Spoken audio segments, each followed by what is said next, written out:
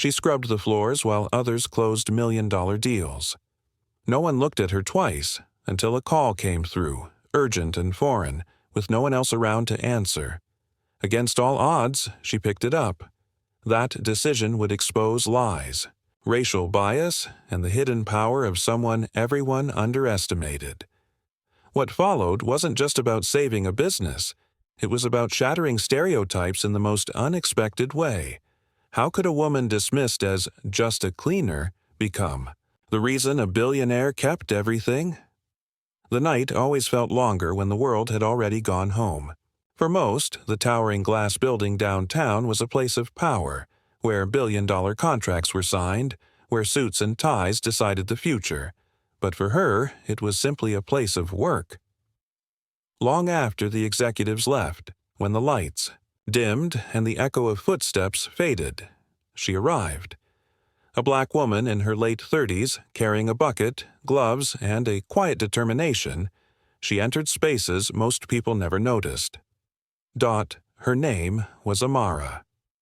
To the few who even bothered to glance, at her badge she was just another cleaner, a face blurred by routine. Yet, behind those weary eyes was a life most would never imagine. Every night she balanced exhaustion with resolve, because her paycheck wasn't just for her, it was for her children, for the little apartment they called home, for keeping food on the table. Amara's life was built on invisibility. She moved silently through boardrooms where deals worth millions were scribbled onto contracts, wiping away fingerprints from desks that would host tomorrow's negotiations. She polished the floors until they gleamed, floors that would carry the footsteps of CEOs, investors, and foreign delegates by morning. And in those hours, she existed on the edge of sight, necessary but never acknowledged. It wasn't that she wanted recognition.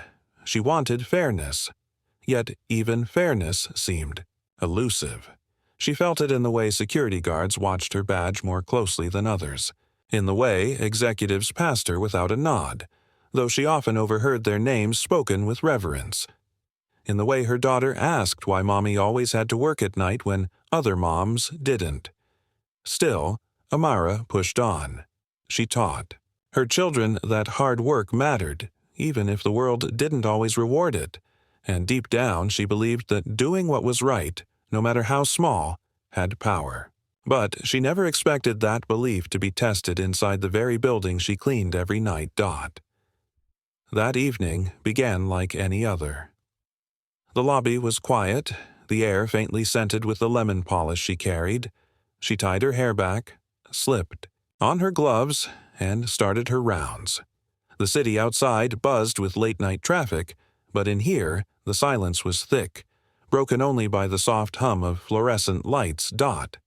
She moved from office to office, stacking chairs neatly, wiping away smudges from glass walls and emptying bins filled with crumpled papers that sometimes hinted at lives far more complicated than her own. Occasionally, she'd pause at the tall windows and look out over the city, wondering what it felt like to sit behind those desks instead of cleaning them. But that night, something was different. A small red light blinked on the sleek black phone in the corner of a conference room. At first, she ignored it. Phones weren't her concern. Yet, as she continued her work, the silence was suddenly cut through by a shrill ring. Startled, Amara froze. No one was supposed to be calling this late. The sound filled the room, sharp and urgent, bouncing against the glass walls. She looked around. Empty. No managers, no secretaries, no one else. Just her. The phone rang again. Her first instinct was to leave it. That wasn't her job. If anything, picking it up could get her in trouble. She knew her place, or at least she knew the place the world kept trying to force her into. And yet, something pulled at her. Maybe it was curiosity, maybe instinct, maybe the countless nights of being overlooked that made her feel she had nothing to lose. Amara stood still, her gloves clutched in one hand, her breathing shallow. The phone kept ringing.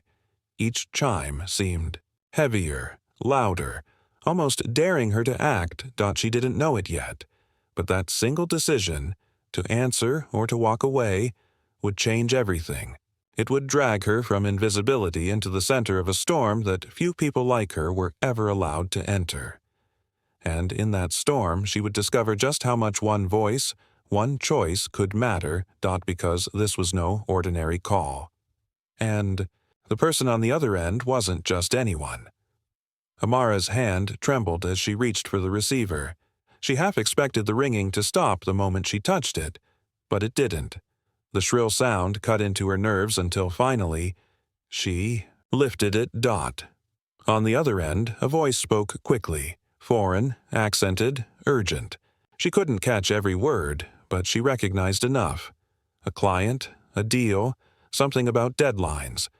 Papers rustled in the background and the man's tone carried panic.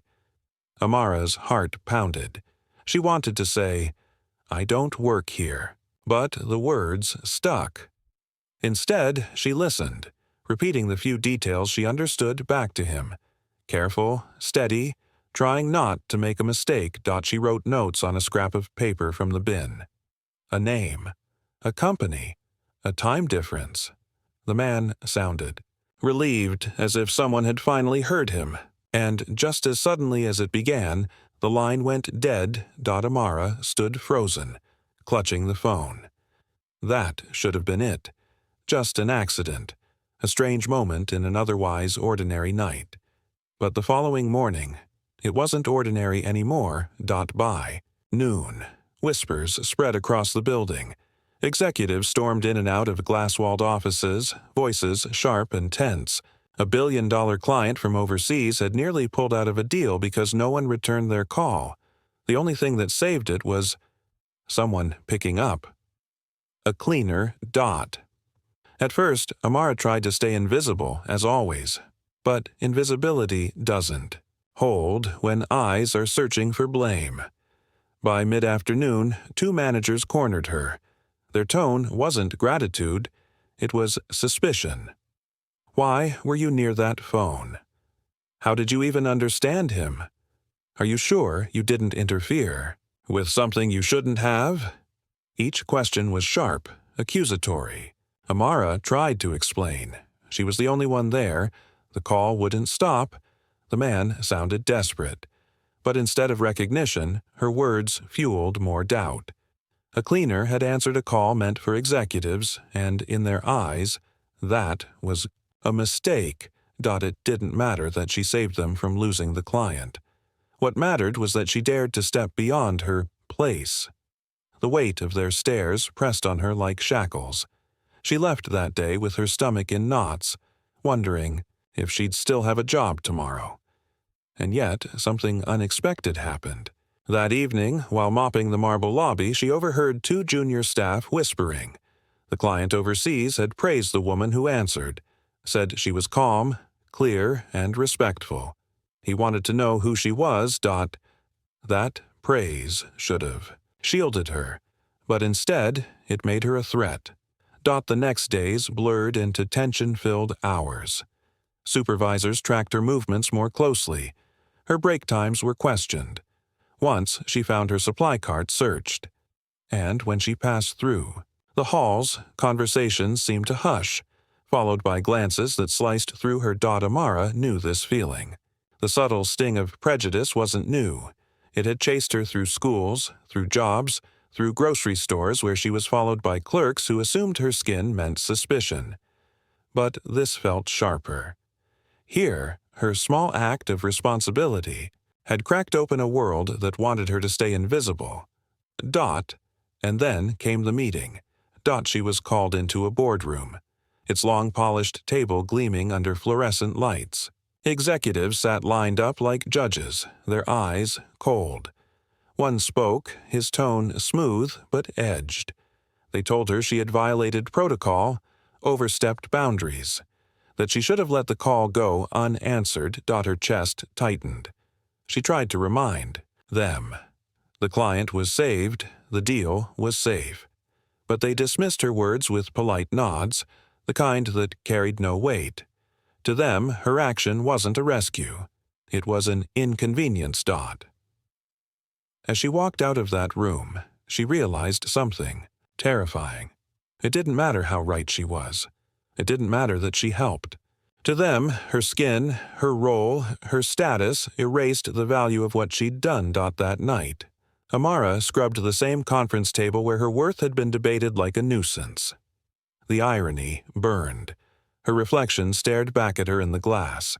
Walls, tired eyes, clenched jaw, a woman carrying more strength than they would ever see. But just as she was ready to surrender to silence, a new twist arrived. A sealed envelope slid onto her cart by someone she never saw. Inside, a printed memo. The foreign client was flying in the next week, and written in bold across the top was a question that made her pulse race. Who was the woman who saved this deal? Amara's breath caught. Someone powerful wanted to meet her. And if the executives had buried her once, what would they do now, when the client himself demanded to see her face? The storm wasn't over. It was only beginning. The day of the client's arrival came with a tension so thick it seemed to press down on the entire building. Every corner gleamed, every table polished, every flower in the lobby arranged with surgical precision. It was the kind of preparation reserved for royalty. And yet, behind the glass doors and marble floors, something darker festered. Fear. Not for the deal, not for the client, but for the possibility that the truth about who had saved everything might finally surface. Amara felt it before she even stepped into the building. Security's gaze lingered on her longer than usual. Her supervisor's clipped tone made it clear. Stay invisible. Do your job. And nothing more. But invisibility had never felt heavier than it did now.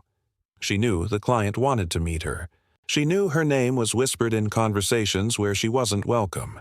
And she knew, without a doubt, that those in power were preparing to erase her part in the story before it was ever told. The morning dragged with a suffocating stillness. Amara moved through the halls with her cart, each squeak of the wheels echoing like a warning. She heard footsteps rushing, phones buzzing, papers shuffling. And then, the moment. The foreign client arrived. Cameras flashed in the lobby. Executives swarmed, and greetings were exchanged with stiff politeness. From the far corner, Amara watched, unseen. The client was sharp-eyed, confident, his presence commanding attention. But what struck her most was that he didn't waste time on small talk. Within minutes, his voice carried through the lobby. I want to meet the woman who answered my call. The silence that followed was deafening. Executives shifted uncomfortably. Smiles faltered. The CEO himself, towering and immaculate, stepped forward, his jaw tight. Of course, he said smoothly. We'll arrange that. But his eyes burned with something else. Panic. Amara's chest tightened. She knew what was happening. They were scrambling for a lie, ready to present someone else in her place. A secretary, an assistant, anyone but the black cleaner who wasn't supposed to exist beyond the margins. And sure enough, minutes later, she saw it unfold. A neatly dressed junior staffer was ushered forward, introduced as the woman who had saved the deal. The executives smiled, confident in their performance. The cameras clicked, capturing a narrative carefully constructed to erase her. Amara stood, frozen, her mop in hand, her heart pounding. Rage and despair collided inside her. She wanted to scream, to expose the lie, to demand that someone, anyone, acknowledge her. But fear gripped her just as tightly. She knew what it meant for a black woman to challenge power in public. She knew the cost. And yet, across the lobby, the client's eyes narrowed. He studied the woman they presented, then glanced at the executives. Something didn't fit. His gaze drifted, sweeping the room until it landed on Amara. For a heartbeat. Time stopped. His expression shifted. Recognition. Certainty. He pointed, his voice cutting through the silence. Her. That's her. Every head turned. Dozens of eyes locked on Amara, standing there in her cleaning uniform, gloves still damp from work. For a moment, the world seemed to tilt. She felt naked under their stares. Exposed, vulnerable, terrified. The CEO's smile faltered, his face tightening. The room buzzed with unease. But the client stepped forward, unshaken. This is the woman who answered. She was calm, professional, and she saved our partnership. Why are you hiding her? The question sliced through the air like a blade. No one spoke. The polished image of power cracked, revealing the ugliness beneath, the desperate attempt to erase her worth because of who she was. Amara's throat ached with emotion. For the first time, she wasn't invisible. But the recognition came with danger, because in that room, the executives weren't just angry. They were cornered. And cornered power can be ruthless. The CEO's voice was tight, controlled. She's a cleaner. She doesn't understand the complexities of our work. We can't give credit where it doesn't belong. The words hit harder than any blow. Amara's body trembled, heat rising behind her eyes. She wanted to shrink, to disappear, but the client's sharp reply stopped her. Credit belongs where it is earned. Do you think I care about her title? She did what none of you did. She answered when it mattered.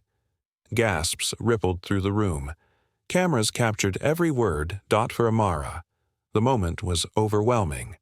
It was vindication, but it was also terrifying. She could see the fury burning in the CEO's eyes, the unspoken threat that her life at this company was over.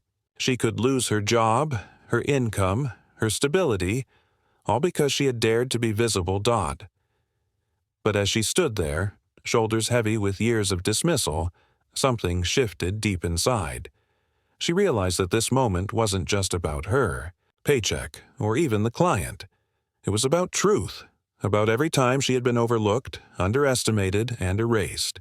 About every time someone told her she didn't belong. Her voice shook, but it didn't break. I just did what was right. The room erupted, executives shouting, reporters scribbling, cameras flashing. The chaos was dizzying, but Amara felt a strange calm. The truth was out, undeniable. And yet, beneath the noise, one question thundered in her mind. Would this moment lift her or destroy her? The boardroom never fully quieted after that day. Whispers of Amara's name lingered in. Hallways carried in half-concealed tones and nervous glances. The client's insistence had forced the truth into the open. But truth alone did not erase the hostility of those who had tried so hard to bury it. In the weeks that followed, Amara's world changed, but not in the ways people might expect. She didn't suddenly become an executive. She wasn't promoted, applauded, or celebrated by the very company she had saved. If anything, the opposite happened. Shifts were reassigned. Extra scrutiny followed her every move. She could feel the weight of retaliation pressed into her shoulders, subtle but relentless. And yet, there was also something else, something powerful. Word of what had happened spread beyond the walls of that building. The client had told the story back home, sharing how a woman dismissed as a cleaner had saved $1 billion deal through courage and clarity. Journalists picked up fragments of the story. And slowly, a ripple formed. Amara began receiving quiet acknowledgments from strangers. A woman on the train whispered, "I heard what you did." A security guard, once cold, gave her a nod of respect. Even her children, too young to understand contracts and corporations, knew something had shifted. "Mom," her daughter asked one night, "why do they talk about you on the news?" Amara's throat tightened at the question. How could she explain? How could she put into words that the same world that erased her had, for one brief moment, been forced to see her? But here's the truth. Amara's story was never just about one phone call. It was about a system that would rather invent a lie than admit a black woman mattered. It was about the casual cruelty of erasure, the way racism doesn't always shout. It whispers, it rewrites, it denies. And it was about resilience. Amara kept her job, not because they wanted her, but because letting her go after the client's recognition would have been too obvious. Still, she walked into that building each night with her head held higher than before. She was no longer just invisible labor.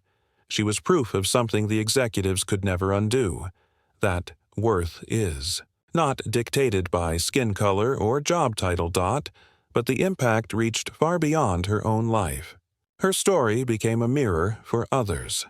Janitors, cleaners, security guards, waiters, people who lived in the shadows of systems built to overlook them.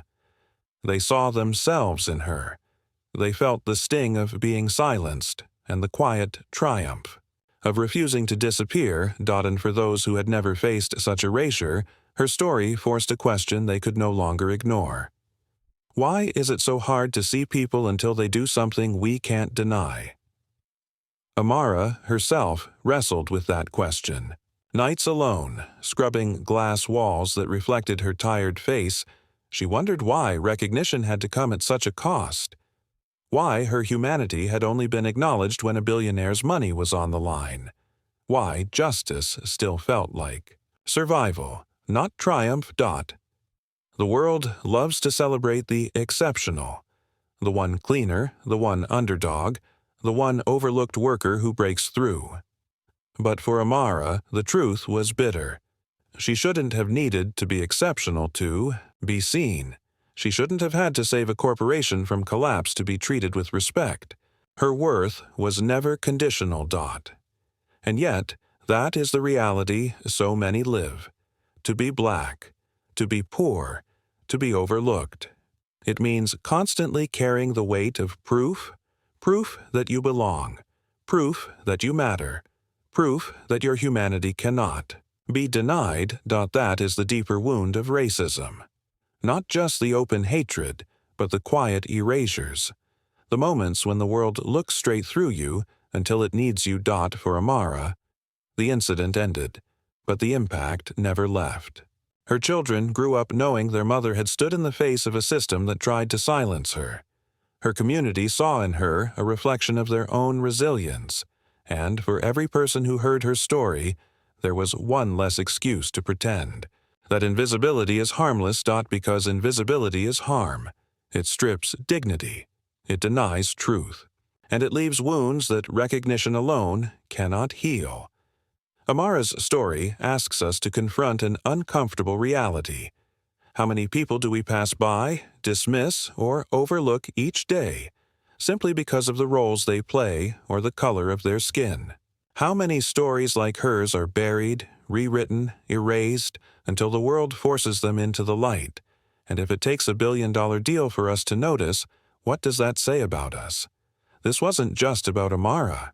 It's about every worker who goes unseen, every voice silenced by prejudice, every life valued only when convenient. Her story is one thread in a much larger fabric of injustice, and it's up to us to decide whether we keep weaving the same pattern or finally tear it apart. So the question remains, how many more Amaras will be ignored before we finally see them?